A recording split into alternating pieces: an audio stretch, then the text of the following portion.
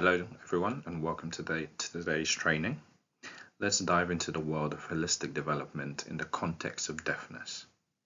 We often understand the impact on hearing and language, but there's more to explore. In this session, we'll follow a hypothetical case of a deaf child's journey. Beyond hearing challenges, we'll uncover how this impacts their thinking, social life, emotions, and the impact on their academic life. We'll not just talk problems, but also suggest practical strategies backed by research. These aren't one-person jobs.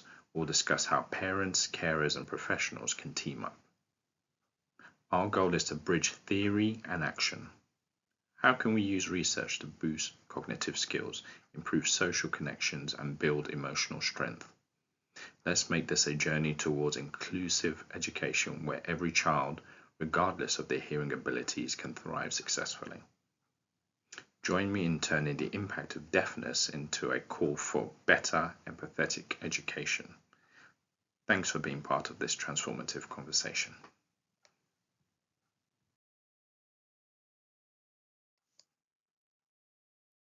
So, here's just a quick think task and discussion. So amongst ourselves, let's consider the following question. What areas of a pupil's development are known to be at risk as a result of their deafness? Okay, so you may have highlighted the following areas that I've highlighted on the screen, but which I also suggested initially. Certainly exploring these areas where deaf pupils may be at risk in terms of their all-round development is crucial for effective support and intervention. Research and educational studies consistently point to several key domains that warrant specific attention. So, language and educational skills. Deaf pupils might face challenges in developing strong language and communication skills. This encompasses both expressive and receptive language abilities, impacting their capacity to articulate thoughts and comprehend information. In respect to academic achievement, the impact of deafness on academic performance is substantial. Difficulties may arise in areas such as reading, writing, mathematics, and influencing overall academic achievement. Social interaction and peer relationships. Deaf pupils may encounter obstacles in forming and maintaining social connections. Communication barriers can contribute to feelings of isolation, affecting their social and emotional well-being. In respect to emotional well-being, deaf pupils may be at risk of experiencing emotional challenges due to the unique social and educational hurdles they face. Navigating these challenges may impact their self-esteem and overall emotional well-being. Cognitive development, including problem-solving and critical thinking skills, may be affected. Access to information through traditional auditory channels may differ or vary, depending on their level of deafness, influencing cognitive processes. Independence and self-advocacy. Deaf pupils may face challenges in developing independence and self-advocacy. Navigating a predominantly hearing world requires additional efforts to assert needs and preferences. As well as access to information. The mode of information delivery can impact access to educational context. Deaf pupils may encounter barriers to information affecting their ability to fully participate in learning experiences. Again, understanding these areas of risk is the first step in formulating targeted strategies and interventions. Collaborative efforts involving educators, parents, and specialists are essential to create an inclusive environment that addresses the unique developmental needs of deaf pupils, fostering their overall growth and success.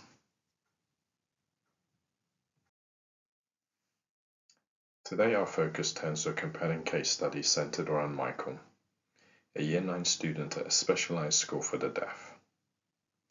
Michael's educational journey is unique, marked by congenital profound bilateral sensorineural hearing loss, more of which you'll find out more about later on in the session. Michael's raised in a household with hearing parents and hearing siblings. Michael faces challenges in both receptive and expressive conditions due to his deafness. We'll find out more about these challenges as we go along too. Additionally, his early journey was impacted by slight brain damage common in premature babies, further shaping his developmental landscape. A distinct facet of Michael's story is his struggle with spastic dysplasia, affecting both lower limbs. This condition necessitates the use of an ankle splint, offering physical support while symbolizing his resilience against physical challenges. Michael is very independent and strong-willed and doesn't let much affect him. Furthermore, it's believed that Michael's deafness can be attributed to hypoxia during birth, adding complexity to his overall condition. The convergence of these factors paints a nuanced picture of a young individual navigating not only the realm of deafness, but also confronting associated health challenges. In our exploration of Michael's case, we will unravel the layers of his experiences, seeking insights into how he copes, adapts, and thrives in an environment that demands resilience and determination. As we delve into this case, we aim to gain a deeper understanding of the multifaceted nature of supporting individuals like Michael in an educational setting. This journey is not just about challenges, but about recognizing the strengths and strategies that emerge in the face of adversity. Your engagement in this exploration is instrumental in fostering a more inclusive understanding of the needs and potentials of students with complex profiles.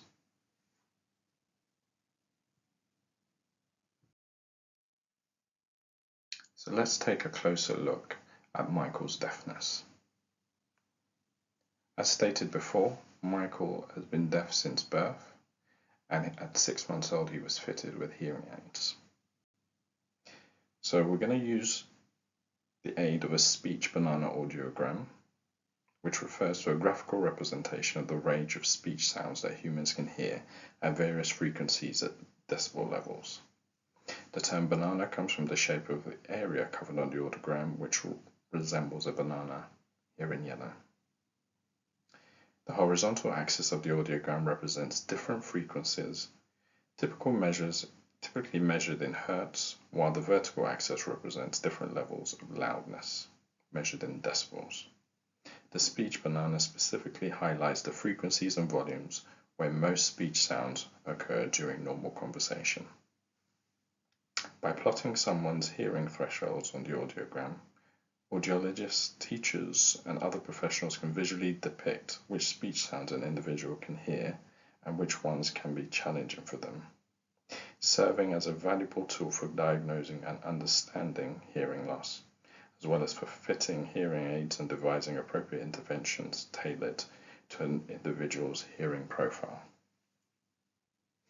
So as mentioned before, Michael has a bilateral sensorineural disorder, and here it's known as, or it's represented as something called a ski slope hearing loss. The sensorineural hearing loss means that the tiny hair cells in the inner ear or auditory nerve responsible for carrying sounds to the brain are damaged in Michael's case. It's usually caused by natural aging, but as we've mentioned before, this is as a result of hypoxia at birth. Michael has a severe to profound loss in the higher frequencies as shown here. His hearing loss has an impact on his ability to discriminate consonant sounds accurately, especially in situations where there is a high level of background noise. For reference, his test was done in a quiet room.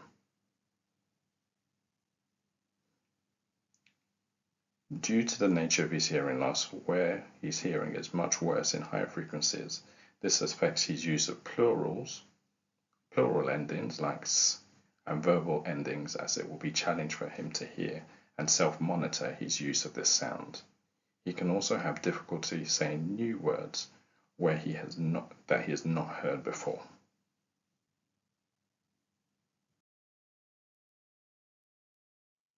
Here you find a depiction of Michael's aided banana audiogram, where with his left and his right hearing, red being the right and the left being in blue, he has more access to those sounds that have been tested in the quiet room, depicted in the speech banana diagram. So the p, ch, sh, f, s sounds are the ones he can access a little bit better. So anything below those lines are things that he can access, so which will aid him in conversational speech and academic learning. And the background noises, like the baby crying, the piano, the dog barking, that sounds a bit more audible to him. So anything below those lines are things that he can definitely access a little bit more easier. Again, these were done in a quiet room, so in a less quiet room he would struggle to access these sounds unless he's facing them or aware of where they're coming from.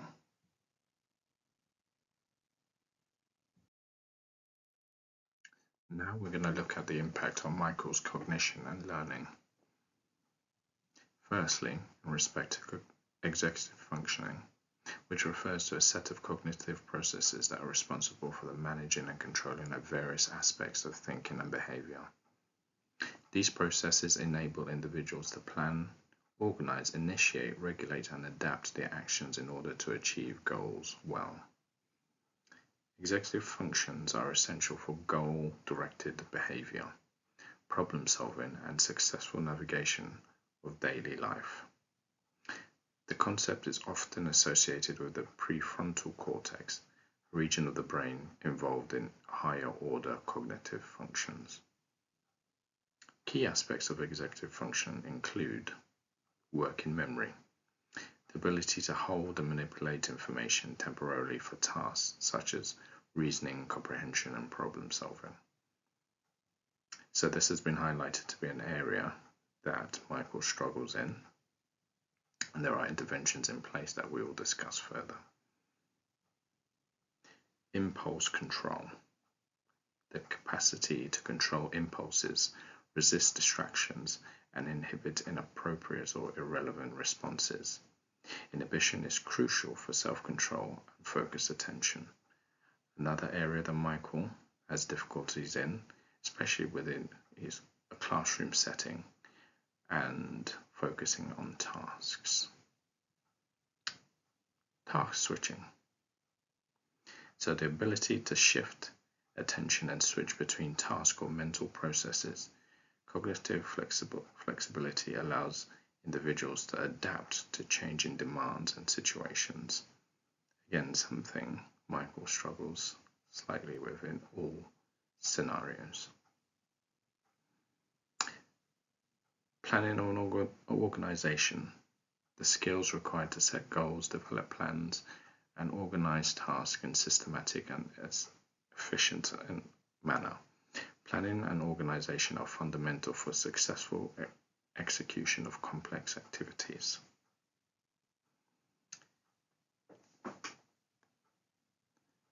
Task initiation, the ability to begin tasks without unnecessary delay and without requiring external prompts. Initiation is closely tied to motivation and goal-directed behavior. Again, due to Michael's being distracted quite easily or distracting himself quite easily, it's something he does struggle with and does need prompting regularly.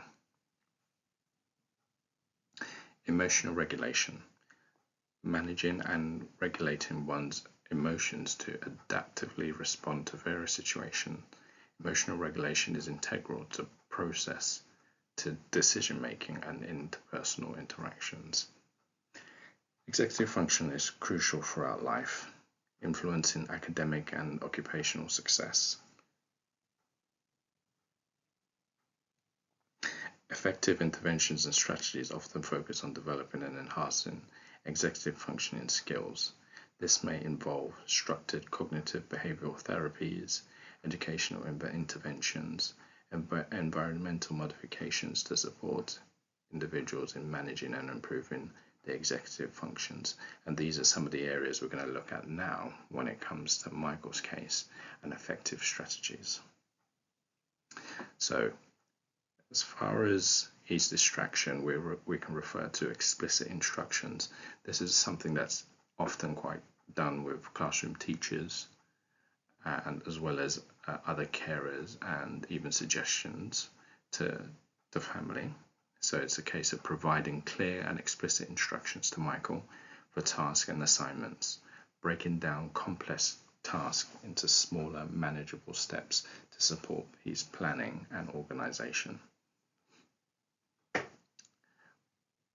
In certain subjects, Michael has useful visual aids, charts and timelines to help him focus and visualize and plan his tasks. This also assists in him improving organization and time management.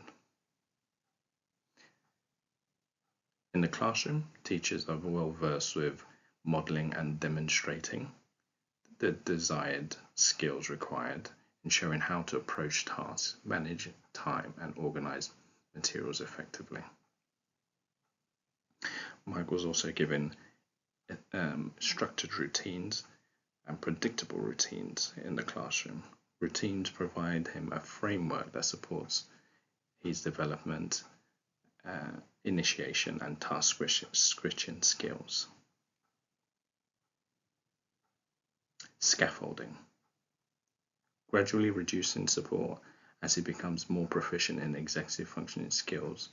Scaffolding involves providing temporary support to him to bridge the gap between his current abilities and desired future goals.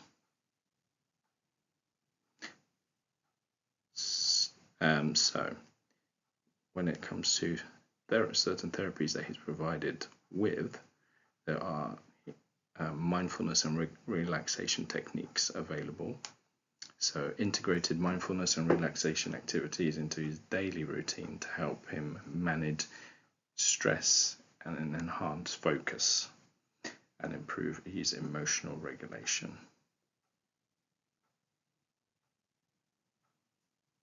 Also, as part of the classroom routine, there are incorporated games and activities specifically designed to target executive functioning skills. And here they can be both engaging and effective in skill development.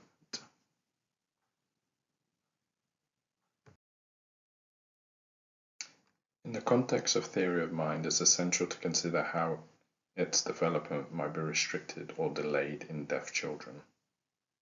Several factors relating to deafness can influence the acquisition of theory of mind skills. So deaf children often have restricted access to auditory information, which can impact their ability to pick up on subtle verbal cues and nuances in conversation. This limitation may hinder the development of perspective taking and understanding others' mental states. Language is also a crucial vehicle for expressing and understanding thoughts and emotions. Deaf children, especially those with delayed access to sign language or auditory verbal theory, may experience delays in language acquisition. This delay can subsequently affect their development of theory of mind. Communication barriers may result in reduced exposure to social interactions for deaf children. Theory of mind often develops through social engagement and observing others, and limited opportunities for such interactions may slow down its progress. Difficulties in communicating with peers and adults due to differences in language modality may contribute to challenges in understanding others' perspectives and emotions. Limited exposure to auditory cues and nuanced social interactions may influence the development of empathy in deaf children. Recognizing and responding to others' emotions can be more challenging without full access to auditory and social cues. It is therefore important to note that these challenges are not universal, and many deaf children develop strong theory of mind skills with appropriate support, early intervention, and access to rich linguistic environments. Providing deaf children with early exposure to sign language, auditory verbal theory, and inclusive social settings can significantly contribute to the development of theory of mind skills, fostering meaningful connections and relationships. In the case of Michael, he's described as being a very sociable boy and is happy to follow instructions and routines. He also finds it very easy to communicate his feelings to adults, especially if he's feeling tired or not feeling focused, but does struggle with regulating his emotions and communicating those with his peers.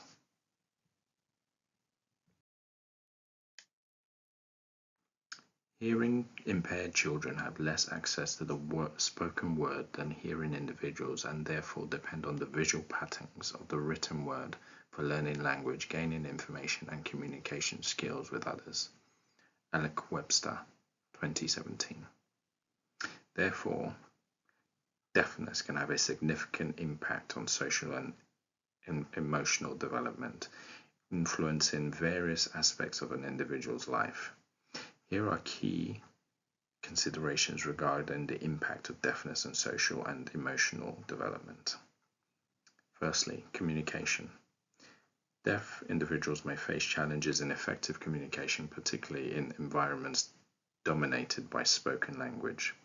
This can lead to feelings of isolation and frustration, impacting their ability to form and maintain social connections.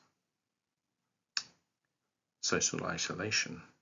Limited access to spoken language and auditory cues can contribute to social isolation, as deaf individuals may feel excluded from conversations and social interactions. This isolation can affect self-esteem and overall well-being. Formation of peer relationships. Deaf individuals may encounter difficulties in forming relationships with hearing peers, especially in settings where communication relies heavily on spoken language. This can impact their sense of belonging and social integration. Impact on identity and self-conception. Deaf individuals may grapple with the development of their identity, particularly in relation to their deafness. The way they perceive themselves and how others perceive them can influence self-concept and emotional well-being. Educational challenges. In educational settings, the impact of deafness on communication can affect participation in group activities and collaborative learning. This may influence the development of teamwork and cooperative skills. Coping with stigma. Deaf individuals may encounter societal stereotypes and misconceptions, leading to stigma. Coping with these societal attitudes can attribute to stress and impact emotional health. The presence of deafness in a family may require adjustments in communication patterns and dynamics. Understanding and addressing these adjustments is crucial for maintaining positive family relationships. Limited access to auditory cues may influence emotional expressions and regulations. Deaf individuals may rely more on visual and non-verbal cues for emotional communication. Positive aspects of deaf identity. On a positive note, some individuals embrace their deaf identity, forming a strong sense of community and connection with the deaf culture. This can contribute positively to social and emotional well-being. Many deaf individuals develop resilience and adaptability as they navigate a predominantly hearing world, learning alternative communication methods and overcoming challenges that contribute to personal growth.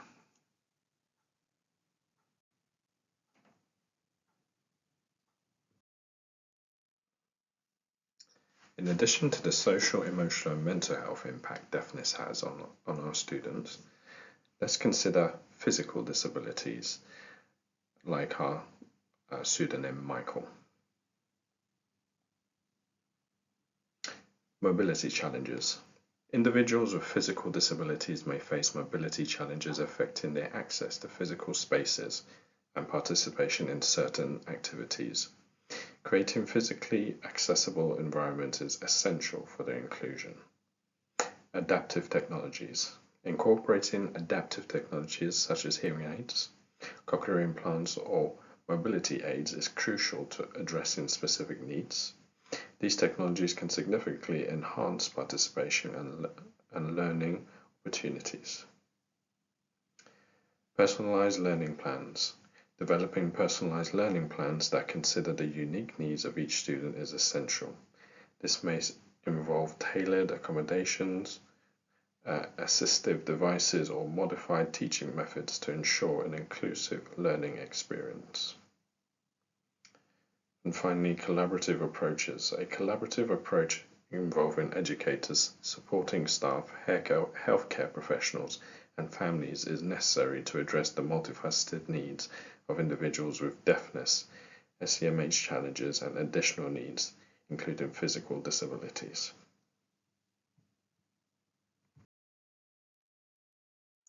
Deafness can have varying impacts on reading, writing, spelling, speech, language, grammar, punctuation, and understanding of sound structure of language.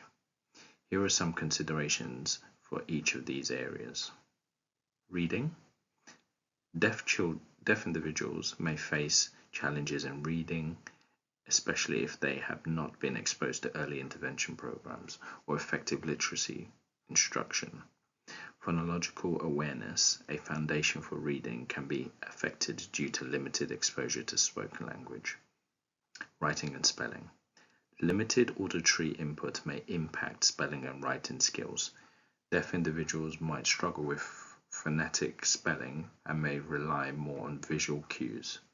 Exposure to a rich visual language such as sign language can positively influence spelling and writing abilities. Speech and language. Deafness can influence speech and language development. Profound deafness can lead to speech delays, and individuals might prefer to use sign language or other visual communication methods. Cochlear implants or hearing aids can enhance speech and language skills, but individual outcomes vary. Grammar and punctuation. Understanding the rules of grammar and punctuation can be influenced by the mode of language exposure. Deaf individuals may benefit from explicit instruction in grammar and punctuation rules, as well as exposure to well-structured written language. Understanding the sound structure of language. Deaf individuals may have challenges in understanding the sound structure of spoken language, which can impact phonological processing and the ability to decode words. Exposure to visual phonetic cues, such as lip reading and visual representation of sounds, become crucial for language development. It's important to note that many deaf individuals excel in written language and literacy when provided with appropriate support and resources. The impact of deafness on language skills can be mitigated through early intervention, as mentioned before, access to visual language, sign language, and the use of assistive technologies like cochlear implants and hearing aids. Additionally, a supportive educational environment that recognizes and accommodates diverse learning styles can contribute to the development of strong literacy skills in deaf individuals. As you can see from the image, Michael has in his English classroom key words and vocabulary displayed boldly in the classroom, and it has various benefits. Firstly, deaf students can easily rely heavily on visual cues, so displaying vocabulary provides a constant visual reference, aiding in understanding and retention. Having vocabulary consistently displayed ensures that students like Michael are repeatedly exposed to words, reinforcing learning and increasing familiarity with terms over time. Displayed vocabulary allows deaf students to engage in independent learning. They can refer to the words at their own pace, reinforcing concepts and fostering self-reliance. Vocabulary displayed in context with relevant materials or thematic displays aids in contextual learning. This approach connects words to specific situations, enhancing comprehension. Visual reinforcement of vocabulary contributes to literacy development.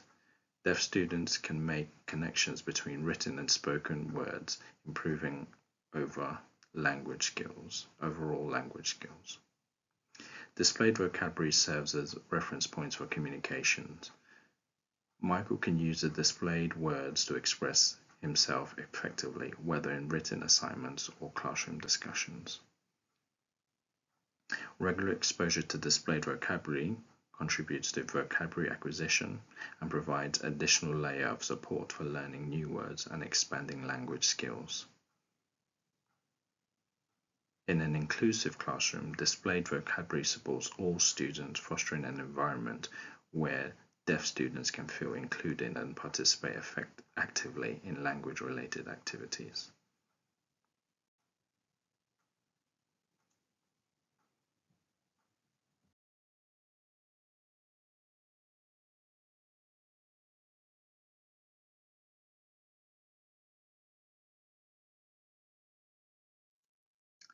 Barriers to maths development. Deaf children may face various barriers to mathematical development due to their hearing impairment. These barriers can impact their understanding, engagement, and performance in mathematical tasks. Some common barriers include those listed below. Consistent evidence from such research studies between 1980 and 2000 indicates that deaf students lag behind their hearing peers by 2 to 3.5 years in mathematics. Swanwick R. et al. 2005. Addressing these barriers requires a holistic approach, including tailored teaching methods, support for diverse learning styles, building a positive learning environment, and acknowledging the individual needs and strengths of students. Identifying and addressing these barriers early on is essential for fostering a positive and successful math learning experience.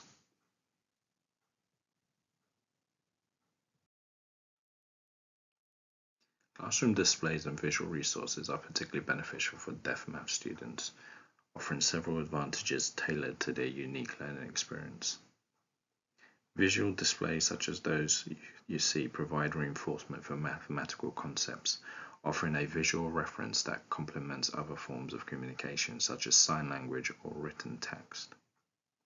Visual displays ensure that information is accessible to deaf students, supporting their understanding of mathematical concepts without relying on auditory input or the classroom teacher or assistants on a regular basis. Concept clarification. Visual aids clarify abstract mathematical concepts, making geometry, algebra, and other topics more tangible through diagrams, charts, and models. Visual resources enhance communication in the classroom. Teachers can use visuals to explain ideas clearly, and students can use visual aids to express their understanding, fostering effective communication. Visual displays illustrate real-life application of maths concepts, connecting theory learning to practical scenarios and highlighting the relevance of maths in everyday life for deaf students. Visual displays contribute to creating an inclusive classroom environment, ensuring that all students, regardless of their hearing ability, have access to essential information through visual resources. Visually appealing displays create a positive and motivating learning atmosphere for deaf students, fostering enthusiasm for maths and enhancing overall engagement. Integrating technology with visual displays such as interactive whiteboards or educational software aligns with modern tools for learning and ensures that deaf students have access to advanced resources.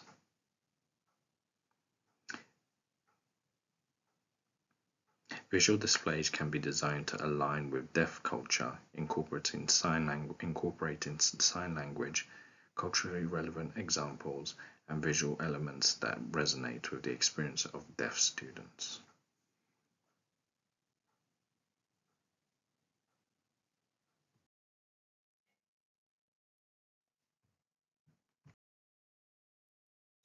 Designing explicit and specific vocabulary testing assessments Focus on meaning and spelling is crucial for enhancing the understanding of mathematical vocab for deaf students. Customized vocabulary lists. Developed tailored vocabulary lists that specifically target mathematical terms relevant to the curriculum. These lists should include words related to various mathematical concepts, operations, and problem-solving strategies. Present mathematical words in meaningful context connecting to real-world application or practical problem-solving scenarios. This approach helps deaf students grasp the practical significance of each term. Accompany mathematical words with visual representations such as diagrams, charts, or illustrations. Visual aids provide additional context and support understanding, aligning with the visual learning preferences of many deaf students. Incorporating interactive learning activities that involve hands-on experiences, for example, using manipulatives or interactive stimulation to reinforce the meaning of mathematical words through experimental learning. Incorporating vocabulary games that make learning fun and engaging, games like Bluecat or Kahoot that are used especially with Michael in his setting, and games like word searches, crossword puzzles, or interactive quizzes can reinforce mathematical vocabulary in an enjoyable manner.